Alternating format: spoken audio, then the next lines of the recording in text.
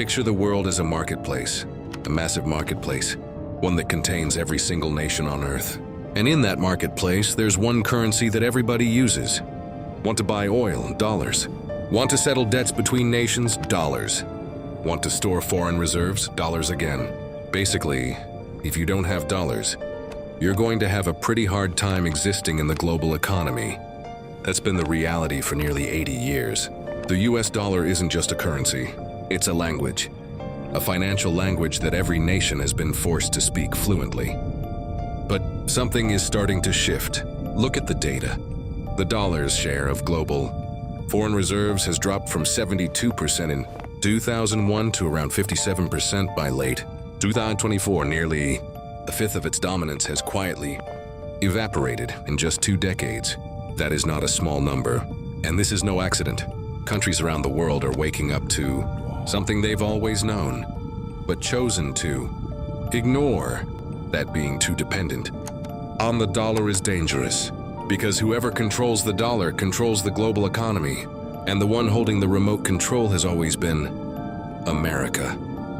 So what happens when America starts playing games, using the dollar as a weapon for sanctions, for political pressure, for their own interests? Nations start looking for the exit door, and this is where the story gets really interesting.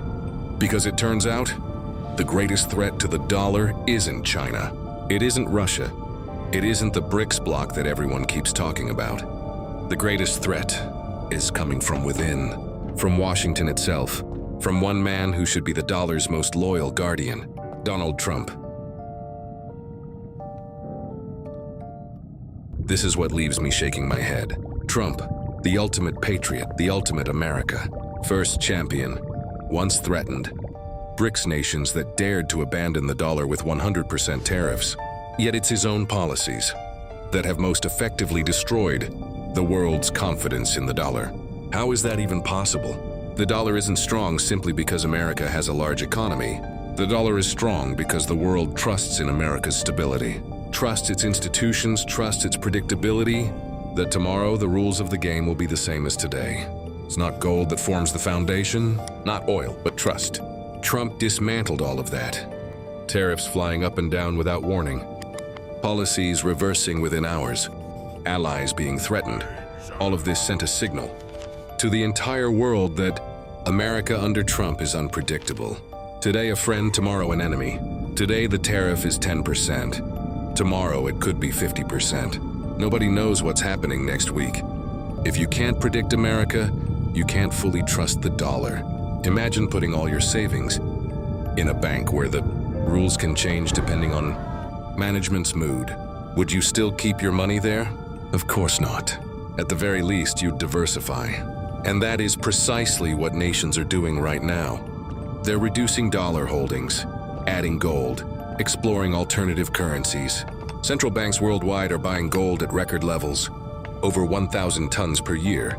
3 years running, searching for a safe haven that Washington can't control, can't freeze through sanctions, can't turn into a political weapon. The irony is striking. China spent years trying to dislodge the dollar, trillions invested, the yuan promoted to every corner of the world. Nothing worked. Trust in the dollar was too deeply embedded to be shaken from the outside. But Trump managed to do what China never could, make the world doubt the dollar from within. But China hasn't simply been sitting back waiting for the dollar to collapse on its own. They've been quietly preparing their weapons systematically, and this is what most people still don't know. It's called CIPS, the Cross-Border Interbank Payment System. Simply put, this is China's version of SWIFT, a system that allows financial transactions between nations to operate without touching the dollar, without passing through infrastructure controlled by America. And the scale of CIPS is staggering. In 2025, CIPS processed transactions equivalent to $245 trillion, denominated in yuan. This isn't a small number, as this is real, functioning infrastructure, not just geopolitical talking points at a conference table.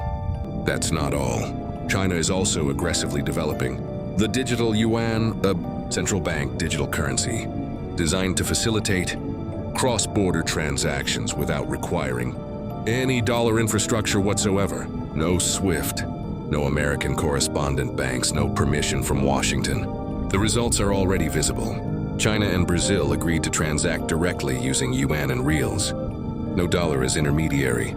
China and Saudi Arabia have begun settling oil payments in Yuan, something that would have been considered impossible just 10 years ago. The SCO nations, India, Russia, China, Iran, Pakistan, by 2025, were conducting 97% of transactions amongst themselves in local currencies, not dollars. But here's where it gets interesting. There's a twist that most people miss. China itself is actually hesitant to fully internationalize the yuan. Why? Because if the yuan becomes a global currency, China would have to throw its capital markets wide open. Money could flow in freely, but flow out freely too. And that could destroy the very economic model that has made China so successful, built as it is on tight government control over money flows. So China is playing both sides, pushing de-dollarization abroad, while quietly putting the brakes on yuan internationalization at home. Clever, but enormously risky. Many assume BRICS represents a serious threat to the dollar. 10 major nations: Brazil, Russia, India, China, Saudi Arabia, the UAE, Iran, Egypt, Ethiopia, and South Africa, joining forces to challenge Western dominance. It sounds alarming for America, but look beneath the surface, and the reality is far more complex than it appears. BRICS is cracking from within. The clearest example, India.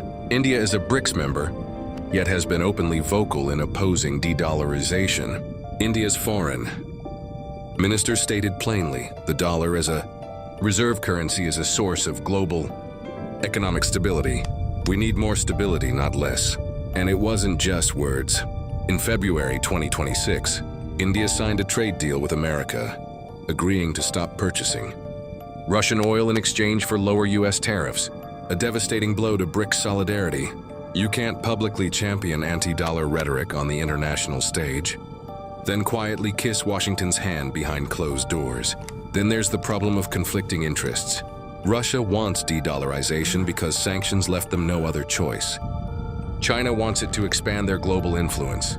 Brazil wants it because dollar dependency leaves them dangerously exposed in commodity markets. But India, they're actually benefiting from the current system. Why push for change when things are working in your favor? With interests this divergent, it's extremely difficult for BRICS to move as one unified force.